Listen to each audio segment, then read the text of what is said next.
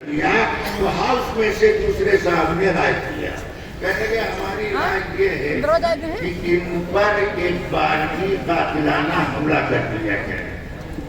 تیسرے صاحب نے رائے دیا ہماری رائے یہ ہے کہ ان کو مکہ سے نکال کر باہر کر دیا جائے۔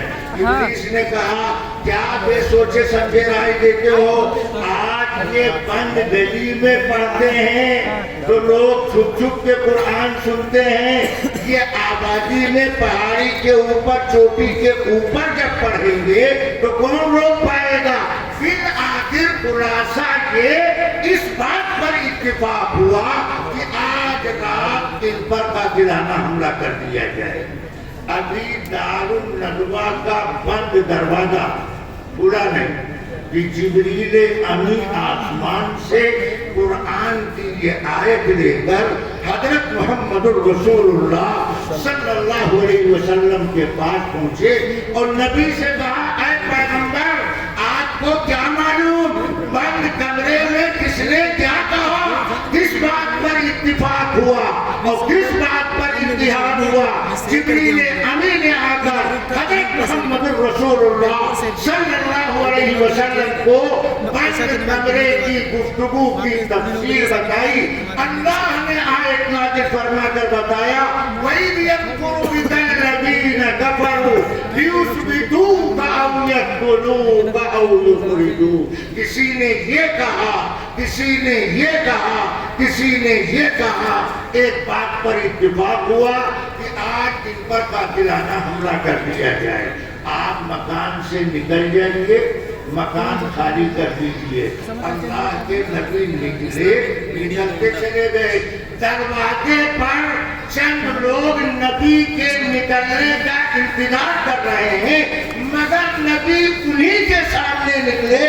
نبی نے دشمن کو دیکھا، دشمن کی نگاہوں نے نبی کو نہیں دیکھا۔ کیا معلوم ہوا؟ دنیا کی ہر آنکھ اس لائق نہیں ہے جو دیدار کر سکے حضرت محمد الرسول اللہ صلی اللہ تعالیٰ علیہ وسلم کی۔ اللہ کے نبی نکلے، نکلتے چلے گئے۔ صبح ہوئی تو اندر سے علی نکلے، نبی نہیں۔ دروازے پر کھڑے لوگوں نے علی کو پکڑا، پوچھا نبی کہاں ہے؟ تو علی نے کہا میں نبی کے بستر پر سویا ہوں، نبی تو رات چلے گئے۔ کہاں گئے مجھے معلوم نہیں۔ انہوں نے علی کو چھوڑ دیا۔ کیا رک کر ایک بات سمجھو، اس زمانے کے ابو جہلی نبی اور علی میں فرق سمجھتے تھے۔ علی کا ہاتھ پکڑا، علی سے بات پوچھ کیا، چھوڑ دیا۔ کیوں؟ انہیں تو نبی کا سر چاہیے، علی سے بات کرنے والی نہیں۔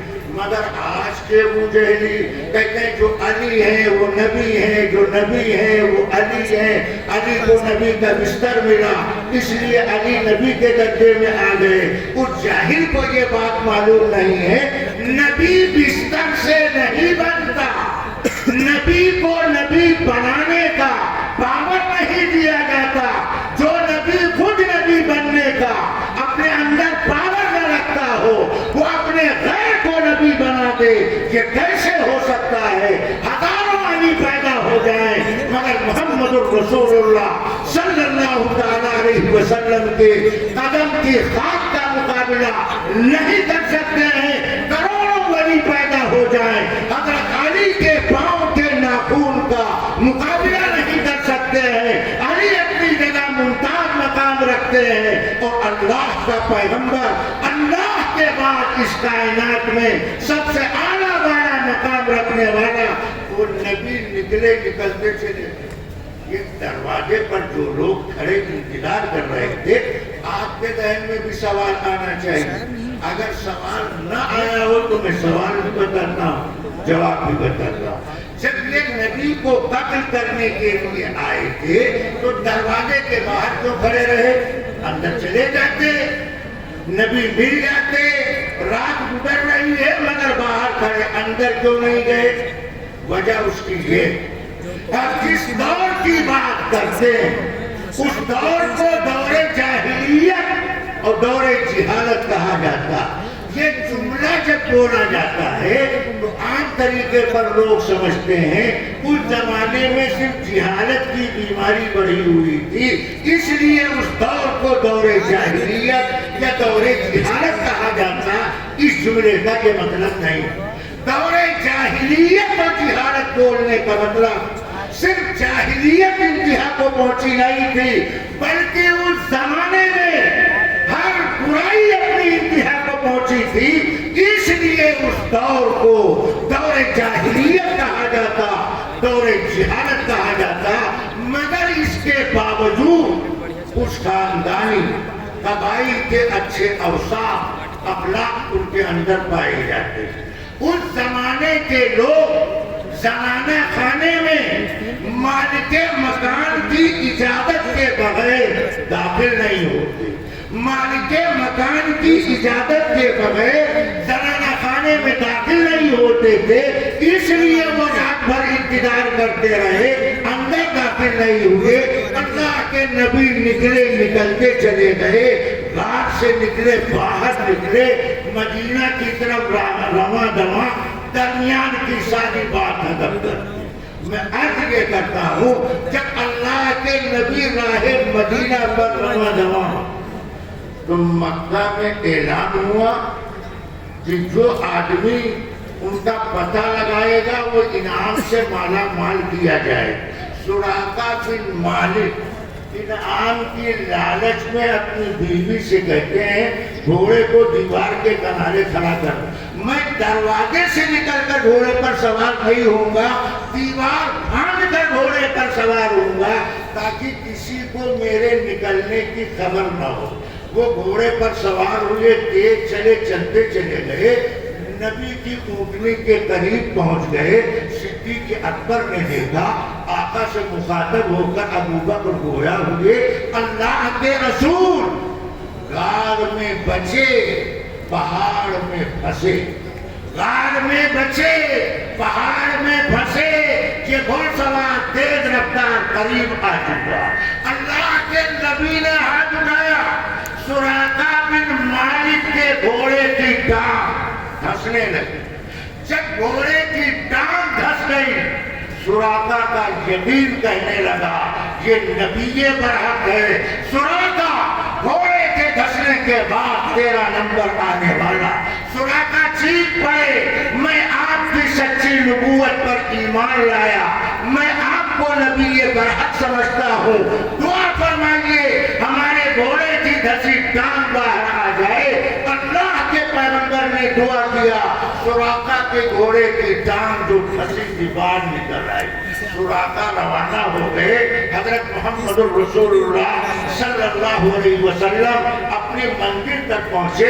اللہ نے اس آیت میں یہ ٹکڑا ذکر کرنے کے بعد آگے ایک سبق ذکر کیا، فرمایا وَإِذْ يَمْكُرُ بِكَ الَّذِينَ كَفَرُوا لِيُثْبِتُوكَ أَوْ يَقْتُلُوكَ أَوْ يُخْرِجُوكَ، کہ وہ وقت یاد کرنے کے قابل ہے جب آپ کے معاند آپ کے خلاف یہ کہہ رہے تھے دیکھو یہ ایسا ایسا ہوا، وَيَمْكُرُونَ وَيَمْكُرُ اللَّهُ، دیکھو تم اس بات کو جان لو کہ تمہیں کبھی کبھی مشکل حالات سے گزرنا پڑے گا، مگر چونکہ اللہ ہی سب کچھ ہے، وہی ہر مشکل کو آسان کرنے والا ہے، تمہیں یہ فیصلہ کرنا پڑے گا کہ تمہارے ذمے کون سا کام ہے اور اللہ کے ذمے کون سا کام۔ تو سنو، اللہ کا کلام بچانا، اللہ کا دین بچانا، یہ اللہ کا کام۔ قرآن بچانا ہمارا کام نہیں، دین بچانا ہماری ذمہ داری نہیں۔ یہ قرآن اللہ کا کلام، یہ دین اللہ کا نازل کیا ہوا، اللہ کا پسند کیا ہوا، اللہ اپنے کلام کی حفاظت کرنے والا۔ کیا فرمایا؟ اِنَّا نَحْنُ نَزَّلْنَا الذِّكْرَ وَإِنَّا لَهُ لَحَافِظُونَ، کہ ہم نے اس ذکر کو نازل کیا، ہمیں اس کی حفاظت کرنے والے، قرآن نازل کرنے والا اللہ، قرآن کی حفاظت کرنے والا اللہ۔ لہذا جو کام اللہ کا ہے اللہ کے حوالے کرو۔ ہمارے آپ آپ کے ذمے قرآن کی نسبت سے کیا ذمہ داری؟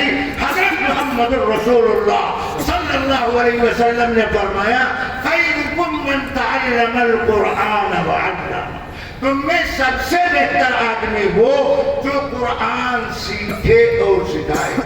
یہ حدیث آپ نے بار بار سنی ہو، مگر آگے جو بات میں کہنے جا رہا ہوں وہ کم لوگوں نے سنا ہوگا، ذرا دھیان سے۔ کیا فرما رہے ہیں؟ تم میں سب سے بہتر آدمی وہ جو قرآن سیکھے سکھائے، قرآن پڑھے پڑھائے۔ یہ نبی کس سے کہہ رہے ہیں؟ خیر امت سے کہہ رہے ہیں۔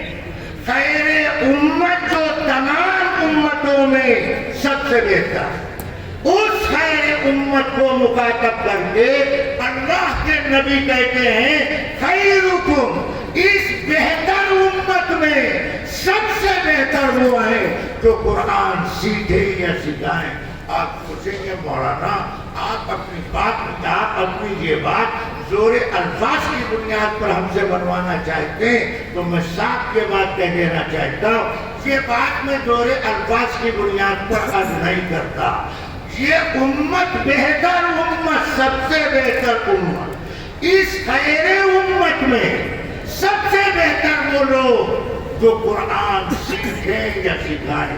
آپ کے ذہن میں صبح پیدا ہوگا نمازی اچھا نہیں، حاجی اچھا نہیں، صدقہ کرنے والا اچھا نہیں، زکات دینے والا اچھا نہیں۔ میاں یہ سارے اچھے ہیں، یہ سارے اچھے ہیں، مگر ان اچھوں میں سب سے اچھا وہ ہے جو اللہ کے کلام سے وابستہ، جو اللہ کے کلاموں میں سب سے سچا کلام اللہ کا کلام۔ جب کلاموں میں سب سے سچا، سب سے اچھا اللہ کا کلام ہے، جو سب سے اچھا کلام سے وابستہ ہوگا وہ سب سے اچھا کہلائے گا۔ یہ پوری امت خیر امت، اس خیر امت میں نمازی اچھا، روزہ دار اچھا، حاجی اچھا، تسبیح پڑھنے والا اچھا، صدقہ خیرات کرنے والا اچھا، مگر ان سارے اچھوں، دھیان سے سنو، ان سارے اچھوں میں سب سے اچھا قرآن پڑھنے پڑھانے والا۔ یہ جو اچھے ہیں یہ موسمی ہے، وقتی۔ نمازی اللہ کو اچھا لگتا، بات سمجھو میں کیا کہہ رہا ہوں، نمازی اللہ کو اچھا لگتا ہے حالت نماز میں، روزہ دار اللہ کو اچھا لگتا ہے روزے کی حالت میں، حاجی اللہ کو اچھا لگتا ہے موسم حج میں۔ مگر قرآن کا تو معاملہ کچھ عجیب غریب۔ قرآن نماز سے پہلے چاہیے، نماز کے اندر چاہیے، نماز کے بعد چاہیے، روزے سے پہلے چاہیے، روزے کی حالت میں چاہیے، رات گزرنے کے بعد چاہیے، صدقہ کرنے سے پہلے قرآن، صدقہ کرنے کے بعد قرآن۔ اگر قرآن ہے تو نماز ہے، اگر قرآن ہے تو مسجد میں اذان، اگر قرآن نہیں ہے تو کچھ بھی نہیں۔ اس لیے فرمایا خیرکم من تعلم القرآن وعلم، تم میں سب سے بہتر وہ جو قرآن سیکھے اور سکھائے۔ ان مدرسوں جو دارالعلوم دیوبند سے واسطہ بلا واسطہ اپنا روحانی رشتہ رکھتے ہیں، ان مدرسوں کا امتیاز یہ ہے کہ جہاں عصری تعلیم دی جاتی وہی خاص طور پر قرآن مجید کی تعلیم کا معقول انتظام کیا جاتا۔ ان مدرسوں میں پڑھنے والا اسلام کے بنیادی عقائد سے، شریعت کے اہم مسائل سے اچھی طرح واقفیت رکھتا ہے۔ میں آپ کے سامنے بطور یقین یہ بات کہتا ہوں، اگر بچہ بچپن میں ان دینی مدارس میں داخل کر دیا گیا تو کوئی اس کے عقیدہ ختم نبوت میں فساد نہیں پیدا کر سکتا، کوئی اس کے دل میں صحابہ کرام کی ادب و عظمت و محبت کم نہیں کر سکتا۔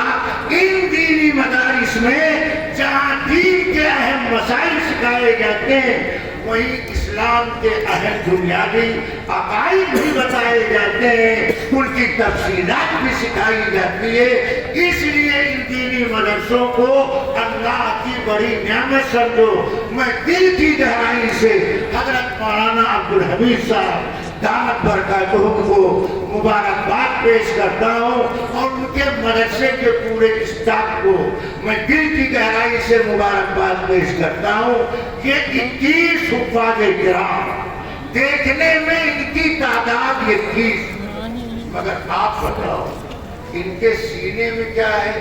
قرآن۔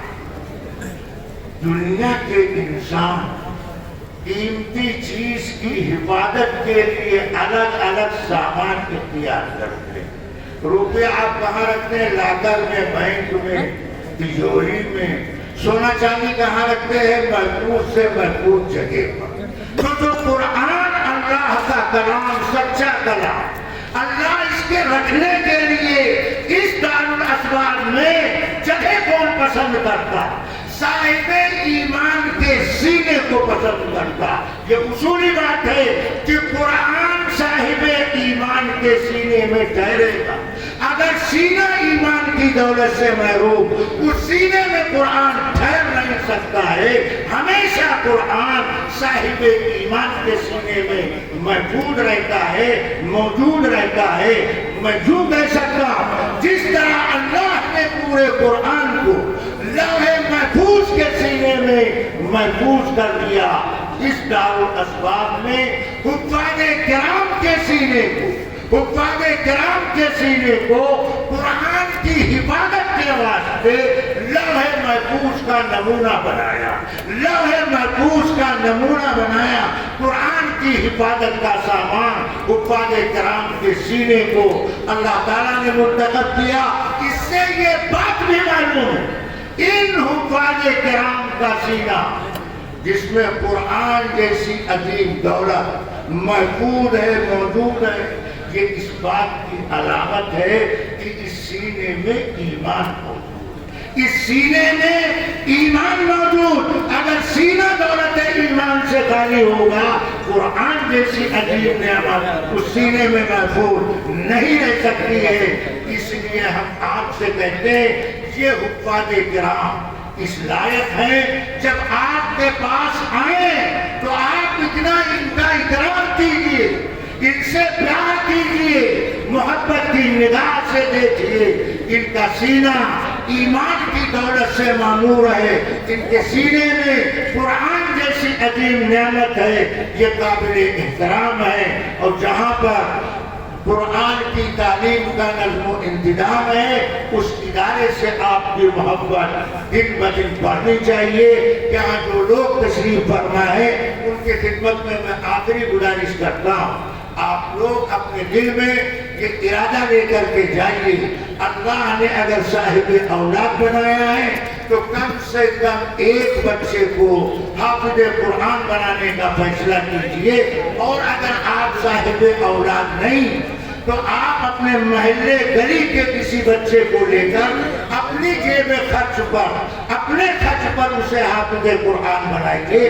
اللہ تعالیٰ وہ تمام مبارک نسبتیں، عظمتیں آپ کو عطا فرمائے گا۔ اللہ تعالیٰ ہم سب کو ان دینی مدارس سے، علماء کرام سے، حفاظ نظام سے پیار و محبت کرنے کی توفیق مرحمت فرمائے۔ وآخر دعوانا الحمدللہ رب العالمین۔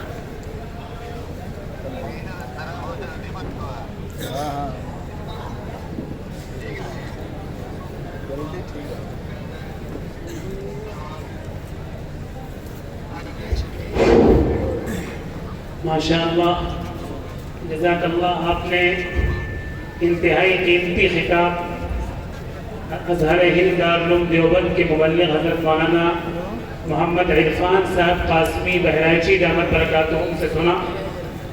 یہ بیان صرف سننے کے لیے نہیں بلکہ مقصد یہ ہے کہ ہم بیان کو سنیں اور اپنے اندر عمل کرنے کا جذبہ پیدا کریں۔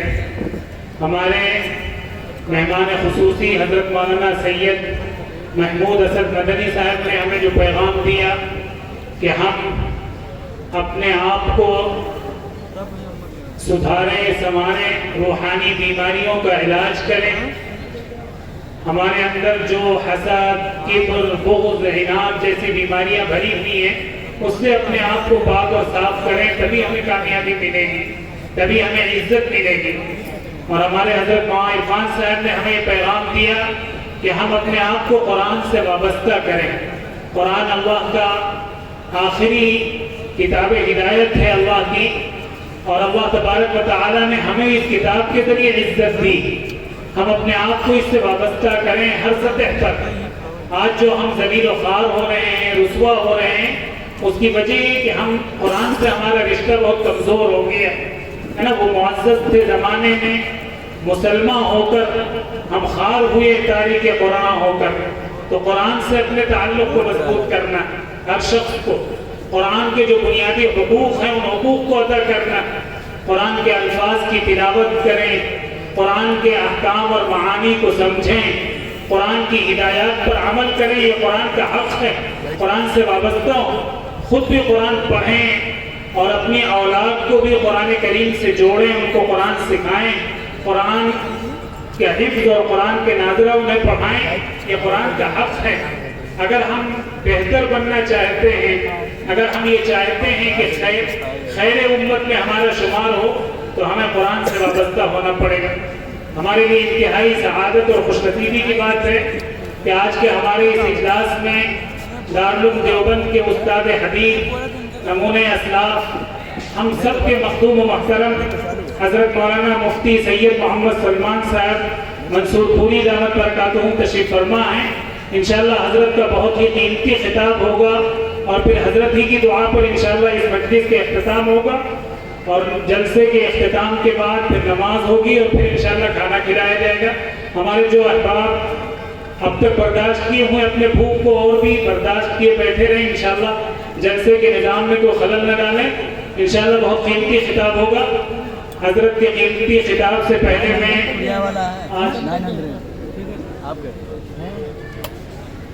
آج کے اس اجلاس کے اپنے مہمان شاعر جو خاص طور پر جمعیت علماء ہند کے اسٹیج سے پورے ملک میں نعت، حمد اور جمعیت کا ترانہ پیش کرتے ہیں، ہمارے مخلص دوست حضرت مولانا قاری احمد عبداللہ صاحب سے انتہائی ادب کے ساتھ درخواست کرتے ہیں کہ حضرت تشریف لائیں اور نعت پاک سے سامعین کو محظوظ فرمائیں.